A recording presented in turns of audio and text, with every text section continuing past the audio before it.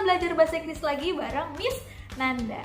Belajar bahasa Inggris kali ini yang udah pasti tetap Miss Nanda kemas dengan menarik dan menyenangkan melalui animasi yang udah Miss Nanda buat nanti.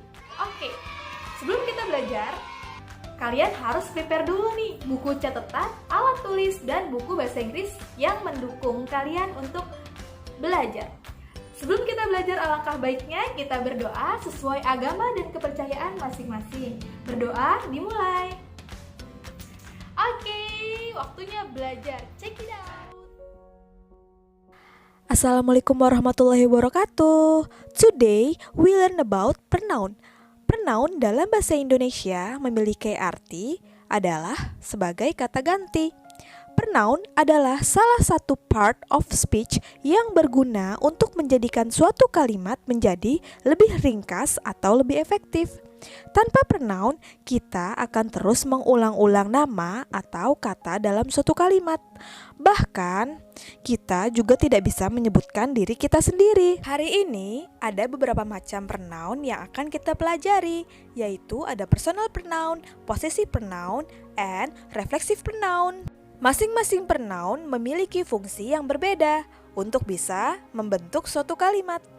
Agar lebih jelas, yuk disimak materi hari ini yang akan Miss Nanda sampaikan. Check it out!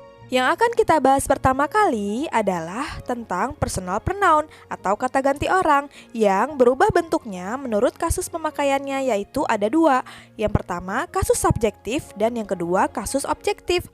Kalau kata ganti orang itu dipakai sebagai subjek, maka kamu perlu ingat artis Ayu Dewi. Kenapa Ayu Dewi? Karena I itu saya adalah kata ganti orang pertama tunggal, you itu adalah kamu, kata ganti orang kedua tunggal, they artinya mereka adalah kata ganti orang ketiga jamak, we artinya kami atau kita adalah kata ganti orang pertama jamak.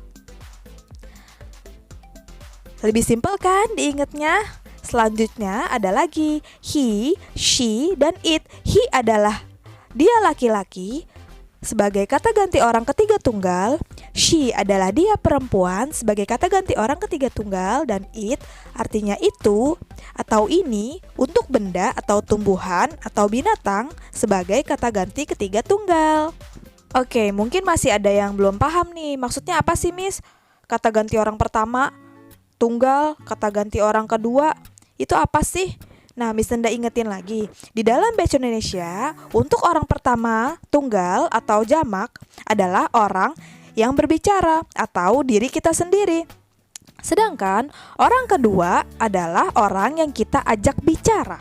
Nah, untuk orang ketiga adalah orang yang sedang kita bicarakan. Dan perlu kalian ingat, kata ganti sebagai subjek itu selalu ada di awal kalimat, tidak pernah ada di tengah atau di akhir kalimat. Jadi, kamu nggak boleh meletakkan Ayu Dewi, she, he, it itu di tengah kalimat atau di akhir kalimat ya. For example, I am a teacher, you are a student. Nah, kalau tadi kita bahas kata ganti orang sebagai subjek, selanjutnya yang akan kita bahas adalah kata ganti orang sebagai objek. Oke, diantaranya adalah me itu artinya saya, you itu artinya kamu, them artinya mereka, us artinya kita, her artinya dia perempuan, him artinya dia laki-laki, it itu tumbuhan, binatang atau benda.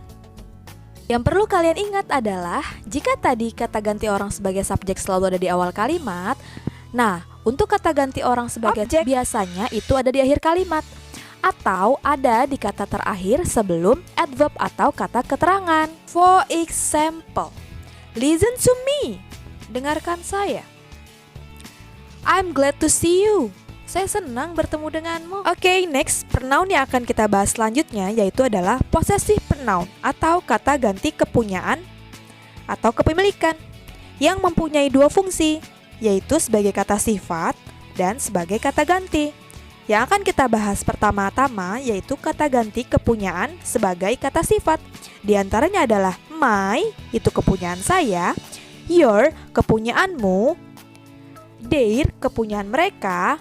Our, kepunyaan kami atau kita. His, kepunyaan dia laki-laki. Her, kepunyaan dia perempuan. Dan its, kepunyaan binatang, benda. For example, BTS is my idol. BTS adalah idolaku. Welcome to our home. Selamat datang di rumah kami. Don't be angry. It isn't their mistake. Jangan marah, ini bukan salah mereka. Oke, selanjutnya yang kita bahas adalah possessive pronoun sebagai kata ganti. Di antaranya ada mine, artinya milikku. Yours, artinya milikmu. Theirs, artinya milik mereka. Ours, artinya milik kita atau milik kami. His, artinya milik dia laki-laki. Hers, artinya milik dia perempuan. For example, I'm yours. Ya, pernah dengar lirik lagu itu kan? Artinya adalah aku milik kamu. I believe that this money is yours. Aku yakin uang ini adalah milik kamu. Oke, pronoun terakhir yang akan kita bahas yaitu adalah reflexive pronoun atau intensive pronoun yang menyatakan diri sendiri. Yang pertama yaitu adalah myself, diriku. Yourself, dirimu atau diri kalian. Themselves, diri mereka. Ourself, diri kami atau kita. Herself, dirinya perempuan. Himself, dirinya dia laki-laki. Itself, dirinya benda, tumbuhan atau hewan. For example, this is myself, not yourself. Ini adalah diriku, bukan dirimu. Oke, sebagai rangkumannya, kamu bisa lihat kotak di sebelah sini ya.